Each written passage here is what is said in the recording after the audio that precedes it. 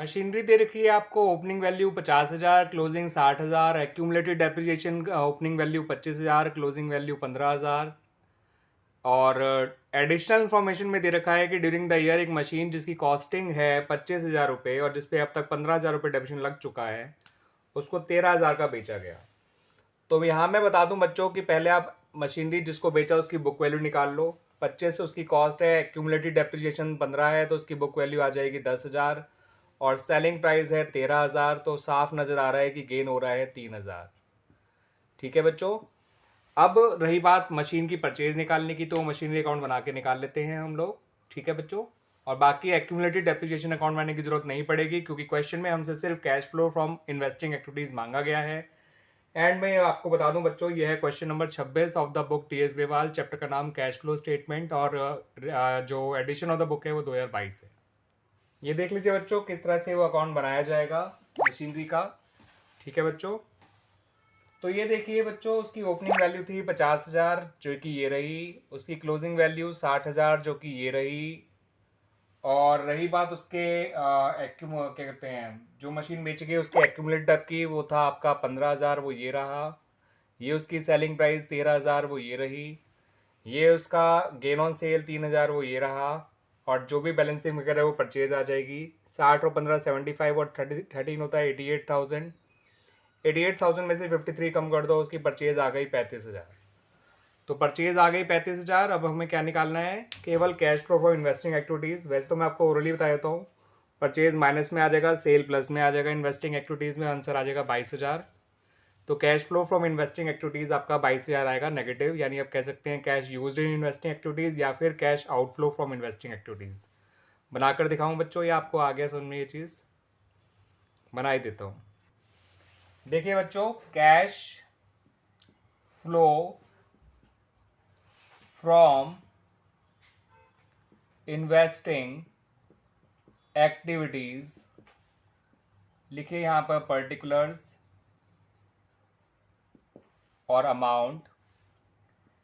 यहाँ लिखिए purchase of machinery जो कि आपका आया था निकल कर 35,000, बैलेंसिंग फिगर जो था उस अकाउंट का। और ये माइनस में आएगा बिकॉज मशीनरी परचेज से पैसा जाता है। और सेल ऑफ मशीनरी को आप प्लस में लिखिए क्योंकि पैसा आ रहा है और वो सेल हुई थी 13,000, ये प्लस में आएगा।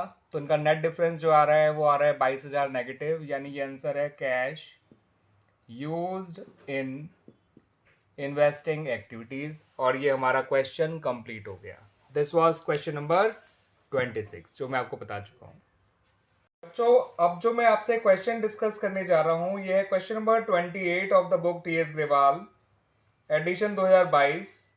चैप्टर का नाम है कैश फ्लो स्टेटमेंट। और क्वेश्चन की इंफॉर्मेशन में आपको प्लांट एंड मशीनरी दे रखा है। प्रीवियस ईयर में 8,50,000 है, करंट ईयर में 10 लाख है। तो करंट ईयर में 10 लाख है, प्रीवियस ईयर में 8,50,000 है। उसके अलावा इन्वेस्टमेंट दे रखी है लॉन्ग टर्म, वो प्रीवियस ईयर में है 40,000 और करंट ईयर में है 1 लाख। लैंड दे रखा है एट कॉस्ट, जो प्रीवियस ईयर में है 2 लाख और करंट ईयर में है 1 लाख। ये प्रीवियस ईयर है जो 31 मार्च 2021 को एंड हो रहा है। ये करंट ईयर है जो 31 मार्च 2022 को एंड हो रहा है। उसके अलावा इंफॉर्मेशन है कि डेप्रिसिएशन जो चार्ज किया गया है प्लांट एंड मशीनरी पर, लैंड पे तो वैसे भी डेप्रिसिएशन नहीं लगता, ध्यान रखिएगा इस बात को, वो ₹50,000 है। और दूसरी बात ये दे रखी है कि एक प्लांट एंड मशीनरी जिसकी बुक वैल्यू ₹60,000 है, उसको बेचा है इन्होंने 40,000 रुपए का। तो 60,000 की मशीनरी 40,000 में बेची है, तो 20 का लॉस हो रहा है। एक इंफॉर्मेशन और भी है कि जो लैंड है वो बेचा है प्रॉफिट पे। कितने प्रॉफिट पे बचा? वो दे रखा है आपको 60,000 के प्रॉफिट पे। तो इतनी इंफॉर्मेशन आपको दे रखी है। साथ में एक पॉइंट और भी दे दिया कि no investment was sold during the year. तो इन्वेस्टमेंट का अकाउंट मत बनाइएगा, जो डिफरेंस है उसी से परचेज निकल आएगी। बाकी अकाउंट बनेगा एक प्लांट एंड मशीनरी का और एक बनेगा लैंड का, जिससे लैंड की सेल निकल आएगी और प्लांट मशीनरी की परचेज निकल आएगी, बिकॉज सेल तो पता ही है 40,000 है। ठीक है बच्चों। और क्वेश्चन में मांगा गया है आपसे cash flow from investing activities. तो जिसके पास ये बुक नहीं भी है तो इतनी इन्फॉर्मेशन तो उसके लिए भी काफ़ी है क्वेश्चन को सॉल्व करने के लिए, यही इन्फॉर्मेशन चाहिए होती है।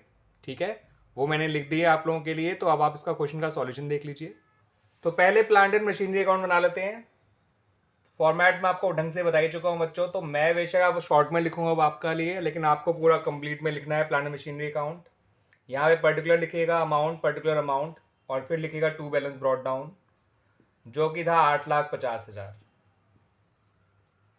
ठीक है बच्चों, इसकी सेल आपको पता ही है कितने की हुई थी, 40,000 की, तो वो लिख दीजिए यहाँ पे 40,000। सही है बच्चों। फिर जो है आपको क्या करना है,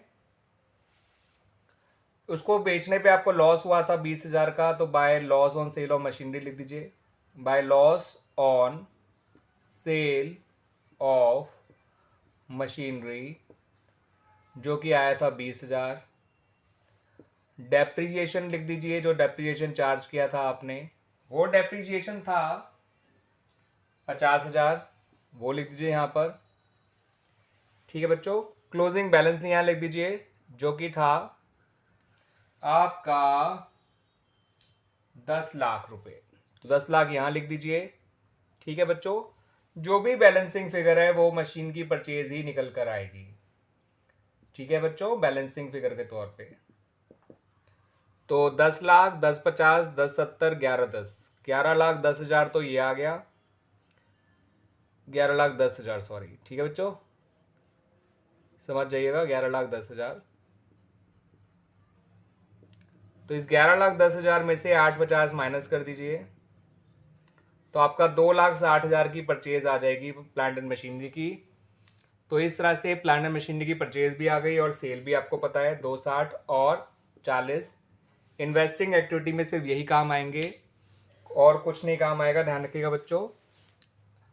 और अब बना लेते हैं लैंड का अकाउंट।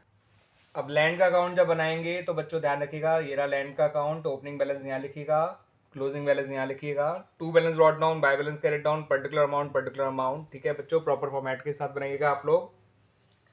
2 लाख यहाँ लिखिए लैंड का ओपनिंग वैल्यू, 1 लाख यहाँ लिखिए लैंड की ओपनिंग वैल्यू, और gain on sale of land यहाँ लिख दीजिए, जो इन्होंने हमें दे रखा था क्वेश्चन में ही, वो था 60,000 रुपये।